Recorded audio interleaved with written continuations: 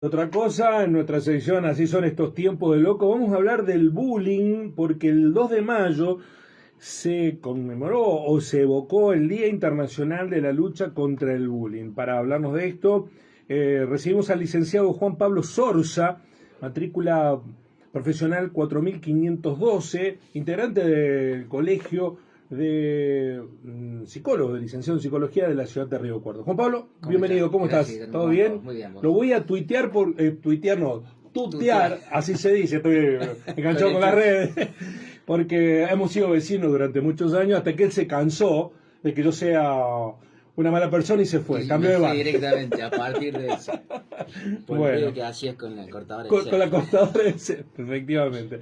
Bienvenido, Juan Pablo, ¿todo bien? Todo bien, todo bien. Bueno, Gracias por la invitación. ¿te fuiste acercando personalmente al tema del bullying o por qué el interés? Es uno de los grandes temas, ¿no? Sí, De sí. estos días. De hecho, la serie Adolescencia lo ha potenciado, ¿no? Sí, Lo ha llevado a un extremo que hasta ahora no teníamos o que creíamos no tener. sin duda.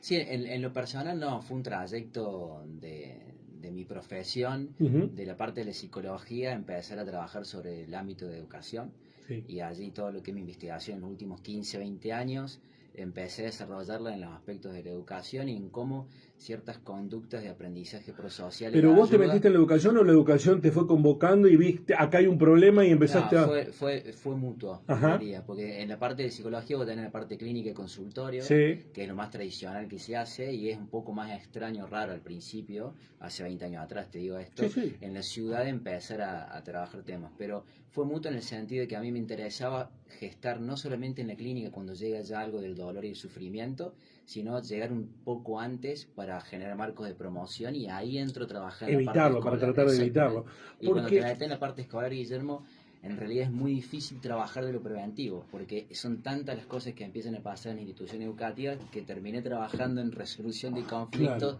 sí, en sí. emergentes, donde este tema es Lo central. que antes hacían los psicopedagogos, porque era un problema de Bien, educación, ahora se necesita psicólogo, porque es equipo interdisciplinario, interdisciplinario. totalmente. Quiero empezar por la consecuencia y no por la causa, porque me da la impresión que el componente de... Porque cuando nosotros éramos chicos en el colegio también había esto, Sí, ¿no? sí, tal cual. La cargada del gordo Sí, o la pelea con ujú, determinado o a los rebeldes.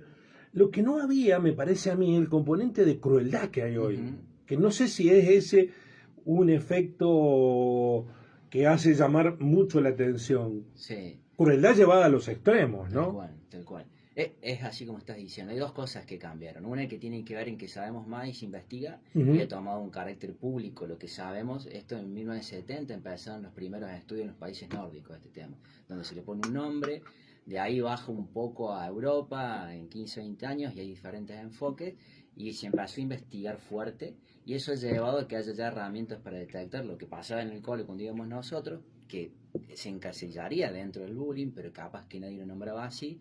Pero también todas las últimas estadísticas locales, acá hay pocas, pero hay, estamos investigando eso, no se ve como que se decrece, sino un incremento y también un incremento en la crueldad de las situaciones que se dan. Entonces creo que juegan las dos cosas. Una es, sabemos cómo investigar, le pusimos nombre, se habla mucho más, hay veces no tan bien, pero por otro lado también es lo que decís vos, se ha incrementado la crueldad de las situaciones, ¿no? Ahora se hace a sabienda, porque en otra, hoy digo, hoy Sí, se hace a sabienda, porque en otra época pasaba y no sabíamos qué era lo que estaba pasando, tal ¿no? cual. Hoy ya está bien diagnosticado Exacto. el problema, pero sin embargo sigue ocurriendo. Está buenísimo lo que decís, porque ¿qué esperaríamos? Si nosotros hablamos en la esfera pública de algo que antes pasaba en situaciones privadas de acoso entre estos estudiantes, y hoy todo el grupo habla y la escuela empieza a hablar, o la representación dice, che, debería disminuir, Sí, y no. tenderíamos, y no estamos viendo eso. Y en realidad los efectos que tienen cuando vos lo trabajás en los chicos que lo padecen son realmente sumamente duros. Y hay otra cosa que es interesante pensar, no solamente tener el efecto individual en quien es víctima, sino en el grupo de convivencia, que en los últimos años cada vez más sabemos qué pasa en un lugar de grupos de pares, que es diferente estar entre compañeros que son iguales a tu familia, a un espacio donde hay adultos, en donde están los primeros aprendizajes de el otro que es igual ¿qué sucede cuando se trastoca esta situación de la reciprocidad, el respeto y aparece la violencia? Y el grupo ese empieza a vivir y a generar una idea de lo que está bien o mal, que no solamente está en la víctima y en el agresor, sino que está en todo ese grupo de chicos que transitan eso, que en nuestra época pasaba posiblemente, pero que hoy sabiéndolo se sigue sosteniendo. Eso es sumamente alarmante.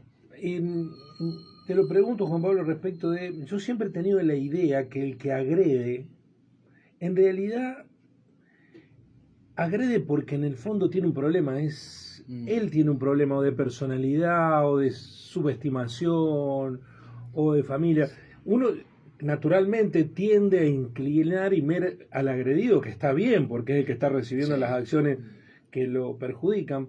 Pero hay un problema. El chico que agrede y necesita agredir es porque hay algo que no está funcionando ahí. Sí, sumamente preocupante, pero también urgente, porque no estamos hablando de un adulto. Entonces, cuando tenemos la posibilidad de observar lo que le pasa a ese estudiante que agrede, y te agrego a los que lo están ayudando y a los observadores, que son terceros en la escena y que tampoco participan, y ahí si querés nos metemos un poquito en eso, Sí, también siempre eso, estamos sí. hablando de alguna carencia, ¿no?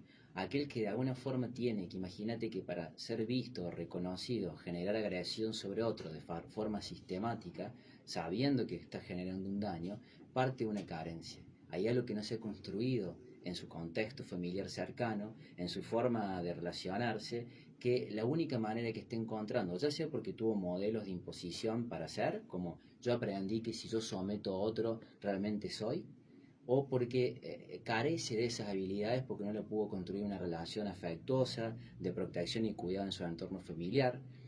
Y entonces acá nos desplaza una cosa, yo me muevo más en un paradigma que tiene que ver con el aprendizaje de estos comportamientos, por ende se pueden prevenir y educar, que en algo intrínseco que ese niño o estudiante traiga, ¿no? Porque muchas veces se empezó a investigar esto y se ponía el acosador y la víctima pensando que eran características internas que de alguna forma le tenía este agente y que había que como rehabilitarlo. Y hoy lo que estamos viendo en realidad es que rotan los roles. La última investigación que hicimos acá en Río Cuarto, empezamos a encontrar que cuando vos te asignan a veces como víctima o como agresor, los chicos empiezan a ver que en otra situación posiblemente el que estaba observando pasa a ser víctima, y en otra situación posiblemente el que no estaba haciendo nada empieza a ser agresor. Entonces nos está diciendo que no necesariamente tiene que ver con algo individual, sino en lo que el contexto de relación está favoreciendo.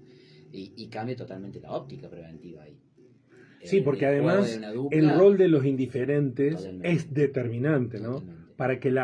Para que la acción de bullying continúe en el tiempo o para evitar situaciones extremas. Uno ve hoy con los registros en las redes sociales que si hay un conflicto entre partes y hay alrededor, a lo mejor 10 personas están todos en lugar de tratando de evitar el conflicto entre partes, registrándolo. Siendo testigos Sí, favorecedores de esto, ni hablar si querés que nos metamos en el tema de redes, cómo ha cambiado el ciberbullying, la conducta del acoso, pero lo que vos estás diciendo es tan cierto. ¿En qué sentido? La mayoría de los programas que trabajan en la prevención, Guillermo, o sea, que han comprobado ser eficaces, no trabajan sobre la agresión y la víctima en el sentido preventivo, trabajan sobre el conjunto de observadores. Agresor y víctima, por el sufrimiento que están teniendo, tienen que tener un trabajo individualizado, y ahí vamos a hablar de la necesidad de profesionalizar las intervenciones en los espacios escolares. Y es un tema, porque esto tiene que ver con equipos realmente técnicos que puedan trabajar con eso, pero la parte preventiva es del observador. Es decir, ¿qué sucede y qué no sucede cuando yo observo que otro sufre? Y a partir de que yo estoy viendo que sufre, no puedo habilitar una conducta empática de frenar esa agresión, sino al contrario, un subgrupo favorece siendo testigo y multiplicando, pero otro se queda entre el miedo a ser expuesto y la falta de habilidad para que intervengan. opera el no meterse, Claro, ¿no? y en un contexto que a lo mejor fueron aprendiendo que meterse no está generando ninguna consecuencia positiva. Y eso es lo que yo te digo de lo que se aprende en ese grupo. Hay una ruptura de la cuestión moral, de qué está bien y está mal. No solamente cuando vos estás observando directamente, sino en un grupo en donde la reciprocidad se rompió, en donde se habilita que haya agresión y que vos no hagas nada. Se está aprendiendo una conducta de relación, Guillermo. Cuando hablamos de los temas sociales que nos preocupan Sí. después, el principal lugar para aprender el respetar al otro, la posibilidad de considerar que si alguien sufre puedes ayudar, La conducta colaborativa para que tengamos un objetivo común y hagamos cosas juntas, que tanto nos preocupa en Argentina, se aprende en ese primer ámbito que es el de pares, que son compañeros en la escuela. Ayer escuchaba un reportaje respecto de que hay señales mínimas que se pueden dar desde distintos ámbitos. Y hablaba un entrevistado respecto de que él había estudiado cuando era chico, Sí. en una escuela que pertenecía a una confesión religiosa, eran católicos, pero de monjas tercermundistas. Ajá. Y que, estoy hablando de los años 70, y que la primera medida que les sorprendió que no eran bancos individuales, sino mesas comunes, y que en las mesas comunes los chicos no tenían sus propios útiles escolares, sino que al medio de la mesa había un vaso con lápices, fibra, todo, y que eran compartidos. Te tocaba el que te tocaba. Bien. Y que eso estimulaba. Lo pienso porque cuando éramos chicos, no había margen de ir a acusar a tu papá o a la maestra de que tenías un problema con un compañerito. Lo resolvíamos como podíamos entre nosotros. Hoy ocupan un rol muy importante los adultos. De hecho, conozco el caso, porque es gente cercana a nuestra, que mandaba a su hijo a una escuela privada y tenía sobrepeso. Y era tal acusado, privada de esas que no son, que el Estado casi no interviene, porque no reciben ni subsidio ni nada. Era tal el acoso permanente que recibía que lo tuvo que cambiar de colegio. En los casos límites se da esto, la necesidad de que vos cambies directamente el contexto. Puede ser el colegio no quiso hacer nada por cambiar la situación. Claro. Prefirió que se fuera el agredido y no repensar a los agresores. Totalmente. Pero cuando repensas a los agresores, estás repensando tu propio contexto de enseñanza y aprendizaje. Porque esto que estoy diciendo, que el agresor puede rotar y cambiar de acuerdo al contexto, está diciendo, bueno, che, ¿qué pasa en este grupo? Y la estrategia que se empieza a trabajar no es solamente sobre quien agrede, que es un poco el sesgo que tenemos ahora cuando hablamos de este tema. Rápidamente vos te vas pensando que ese chico tiene algo interno malo y este es la víctima y son entre dos. Y vos estás hablando de un grupo. Hay un grupo, una dinámica de funcionamiento que no está de alguna forma previniendo, frenando lo que sucede. En ese grupo es donde empezamos a trabajar. El rol del testigo y el que interviene, que vos fíjate que a lo mejor hay papás y madres que tienen estudiantes o hijos o hijas en esos contextos y como no están implicados creen que no sucede nada con su hijo. Y lo que estamos viendo es justamente, primero que puedan defender y después que aprenden a que cierta reciprocidad moral se rompe. Sí. Ese chico aprende que vos cuando decías entre compañeros los padres no intervenían antes. ¿Por qué? Porque el grupo de pares te daba la posta de que es un recíproco significaría, si yo de alguna forma te saco un objeto y vos me agredís, entiendo que esa agresión, porque te saqué un objeto, recibo una agresión, ¿no? O viceversa. Si yo te agredo, pero hay alguien que me dice que no, entonces entiendo que la agresión no está permitida. Es algo recíproco. Se establece una ida y vuelta que los chicos aprenden en relación. Cuando vos rompes eso, y yo observo que a lo mejor el daño no tiene una consecuencia y sin embargo si un adulto no interviene te puedo dañar y esa reciprocidad se rompe, el grupo está aprendiendo un código moral de relación ahí, que eso después traspasa milimétricamente, si querés, a otros espacios de vida. El licenciado Juan Pablo Sorza nos está hablando del bullying. El 2 de mayo fue el Día Internacional de Lucha contra el Bullying, ya se ha instalado. ¿Se sabe por qué es la fecha 2 de mayo? Es una fundación, una ONG, Bullying Sin Fronteras, que lo promueve hace muchos años. Después UNESCO lo toma como posibilidad de hacer este día conmemorando la prevención de la no violencia. ¿Las redes sociales han allanado el camino de la solución o alimentado la complejidad del problema? Está buenísimo. Allanado, yo hoy en los contextos de investigación, lo que estamos viendo, no creo que hayan allanado el camino de la solución. Lo que se ve es que han incrementado el alcance. Si es como vos tirás una gota negra en una tinta blanca que de repente cae y se esparce, eso es lo que ha generado la red social. Porque además hay una categoría específica que es el ciberbullying.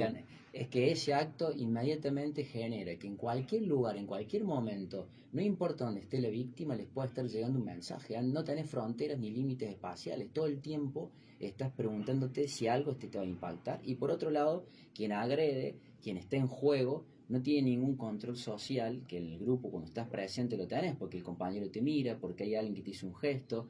En la soledad de la casa, escribiendo, hoy trabajan con IA para trucar algunas imágenes, empiezan a ver toda una cuestión de... IA es inteligencia artificial. Y que es anónimo, ¿no? Uh-huh. Entonces de repente te llega una agresión que nadie se está haciendo cargo y eso ha incrementado bastante el problema y la necesidad de tomar el tema de las redes sociales y el mundo digital de una forma que los adultos aún no estamos dándonos cuenta, claro, que hay que empezar a trabajar. Bueno, ahí está el rol de los padres, ¿no? ¿Dónde nos paramos? Porque escuchaba el periodista Iván Jarroski, que es papá, sí. Y empieza a tener las demandas de ponerle límite a su hijo, y él recordó una anécdota que cuando el colegio, él se portó mal en el colegio, la escuela lo llamó al padre. Uh-huh. Y el padre fue al colegio y le dijo, pero ¿cuándo ocurrió eso? Uh-huh. Acá en la escuela. Bueno, es un problema de ustedes. Está. Los límites yo se los traigo al colegio para que ustedes le pongan los límites, no para que me convoquen a mí, para que yo le ponga los límites, porque es interesante, a mí me pareció muy interesante ese concepto, porque pasamos de la indiferencia de los padres al que los padres... a llamarlos a los padres por todo y hacerlos protagonistas de la vida de los colegios. ¿Cómo se encara la solución? Porque vos, para plantear lo que estabas planteando hace 30 años atrás, había un contrato social que establecía qué era lo permitido y qué era lo permitido. Había un acuerdo macro social en otra época, moderna, claro, donde tendríamos una tabla, digamos, que nos estaba permitiendo decir esto está bien y esto está mal, y la subjetividad de nuestra educación rondaba sobre ese acuerdo. Cuando la posmodernidad en este tiempo social rompe el acuerdo de base de lo que está bien o está mal, es un cambio social, no estoy describiéndolo simplemente. No, está pasando. Ya no tenés ese acuerdo. Entonces, cuando yo voy a la escuela a trabajar para intervenir, me dicen que los padres no se hacen cargo. Cuando yo trabajo con los padres en consultorio de los chicos que viven durante años este tipo de episodios, te dicen la escuela no hizo nada. Entonces, cuando empezás a ver esto, hay que refundar el acuerdo. Lo que tenemos que transitar es un momento donde familia e institución educativa que está cambiando se siente de nuevo a establecer cuál es el acuerdo. Y eso no está pasando. Es una construcción de diálogo que cuesta muchísimo en las intervenciones que tenemos, Guillermo. En relación a eso, a partir de ese acuerdo vos construís. Sí, porque también se perdió el respeto al docente, ya no se lo valora en otros planos, no solamente en esto. Todo esto tiene que ver con lo que estamos hablando de un cambio de época. Y restablecer acuerdos implica justamente recuperar espacios de diálogo donde esos procesos psicológicos que son la toma de perspectiva, la empatía, la capacidad de regular tu emoción con el otro. Sí, pero si hoy Juan Pablo, reclamás restituir el principio de autoridad, está perdido, te dicen que sos autoritario. Te ubican en el plano de lo autoritario. Pero, por ejemplo, ahí en la escuela tenés dos modelos clásicos. Uno es el punitivo, que la autoridad está en alguien que la ejerce. Poner amonestaciones. Amonestaciones, ¿no? O un tipo de sanción específica que alguien decidió, que el estudiante no tiene nada que ver en eso. Es alguien externo que decide sobre un código de conducta. Y tenés un modelo que se viene desarrollando hace mucho tiempo, que tiene que ver con un acuerdo de convivencia, en donde esa autoridad que vos estás diciendo se restituye, se conforma por un acuerdo con diferentes niveles de participación, que establece de una forma un código. Ningún grupo, como decimos, en el caso de bullying, funciona sin código, sin normas. Requerimos unas normas que, por ejemplo, digan, che, si alguien sufre, intervení. Y no vamos a permitir un acto de violencia. Pero eso que se daba, ahora hay que construirlo en espacios de acuerdo donde la escuela tiene que animarse a trabajar con el espacio familiar y donde lo digital le agrega la complejidad de cuáles son las fronteras, quién le corresponde a qué. Yo en eso en mis intervenciones soy bastante claro. Acá a todos nos corresponde algo cuando hay un niño que sufre, que en una determinada situación se puede quitar la vida. Porque eso es lo que sucede cuando el bullying ¿Qué está pasando, no? Y entonces ahí no hay medias tintas para ver quién tiene responsabilidad, sino decir, nos tenemos que poner entre todos a trabajar. Yo sé que no hay, para cada caso hay una respuesta distinta, pero el camino que debiera seguir una situación de estas, ¿cuál es? Cuando se detecta un problema, ¿qué deben hacer los padres? ¿Ir a la escuela? ¿Cómo es la lógica más conveniente? Mira, hay dos códigos que hay que romper, el silencio y la impunidad. Sí, cuando el acoso se instala es porque una palabra no puede ser dicha por alguien. Cuando vos inmediatamente, ese estudiante, en su grupo de pares y compañeros, por eso hay que trabajar mucho con los adolescentes que están observando esto. Ellos son actores partícipes, muchos que tienen capacidad y no intervienen. El que un compañero ya te cuente algo habilitó el cambio, la posibilidad de que ese chico no quede solo, aislado, con chicos que yo estoy atendiendo hace 20 años y traumas que tienen desde los 12. Luego el camino en la búsqueda del adulto responsable de mayor confianza y referente que tengas, que puede ver asimétricamente, porque no es un par, sino tiene otro lugar y debería usar ese otro lugar con mayor responsabilidad. Eso te habilita después el trabajo de escuela-familia. Y hay muchos protocolos, sería largo esto, Sí, sí. donde ya te dicen qué empezar a hacer en el ámbito educativo. Pero el primer trabajo siempre tiene que ver con que la palabra circule a un lado, donde está obturada. Y después profesionalizar las intervenciones. Claro. Necesitamos equipos de trabajo Un técnico. psicólogo en cada colegio, pero No, bueno, no eso sé, el Estado no lo va a yo, hacer. yo te diría que el Estado tendría que pensar nuevas formas Ujú. para encarar esto, que a lo mejor no es un psicólogo en cada colegio, pero sí pensar en equipos de orientación, que los hay con formato interdisciplinario y que ayuden en el abordaje, porque el maestro no puede abordar esto de forma sola, ni un directivo. Requerimos equipo interdisciplinario de laburo ahí. Antes era una piña, ¿no? Sí. Pegarse entre amiguitos o Sí. empujarse. Sigue habiendo eso. Lamentablemente hay un incremento ahora de nuevo de Otra eso. vez de la Sí, violencia física. Pero, ¿cuáles son las formas sutiles de bullying que están ahí? Que no es un dato menor, me quedé pensando que estamos viendo la agresión sexual y física como en nuestros tiempos. Ajá. Algo que había pasado se está viendo como Se un incremento. volvió. Lo sexual también. Sí, en esto de el tema de lo masculino que se ponía en juego. Ajá. Para ver quién tenía poder o no, que estaba como disminuyendo la conducta de este tipo, se ve como un incremento. Y lo sutil tiene que ver con el manejo de la red social. En definitiva, lo que te genera el bullying o lo que está buscando la persona que lo hace y el grupo que lo sostiene es la exclusión. Yo te diría que es la ruptura de la amistad. Es la ruptura de la posibilidad de Que vos tengas dejes amigos. de pertenecer a un grupo. Sí. ¿No? Que en la conformación que tenemos como seres humanos, en nuestro sufrir, es lo peor que nos puede pasar. Es creer que no somos dignos de estar en un espacio social, de formar parte de algo, de pertenecer, de aportar. Entonces las sutilezas se empiezan a dar en no invitar, las sutilezas se empiezan a dar en dejar de afuera con un apodo. Hay dos caminos distintos para los varones que para las mujeres. Las mujeres en general estas conductas las hacen más manipulando la red social y el hombre tiene una agresión más física y directa. Pero en definitiva es dejarte excluido de tu contacto. Juan Pablo, social, ¿no? Pero muy interesante escucharte y además nos queda un capítulo enorme que ojalá puedas volver pronto, que es qué consecuencias quedan en aquel que durante tanto tiempo fue víctima de agresión permanente, de un bullying permanente. Si después él, ya de adulto, se transforma en un violento que quiere vengarse de aquello que le pasó. ¿Me abriste un título o querés que hable? No, te abro un título para la próxima. Dale. Gracias por venir, muy amable. Así son estos tiempos de loco, el licenciado Juan Pablo Zorza, matrícula profesional 4512, el espacio que tiene el aval, el registro de la representación profesional de los psicólogos en el sur de la provincia de Córdoba, hablándonos sobre el Día Internacional de Lucha contra el Bullying que pasó el 2 de mayo, cierre de la semana anterior.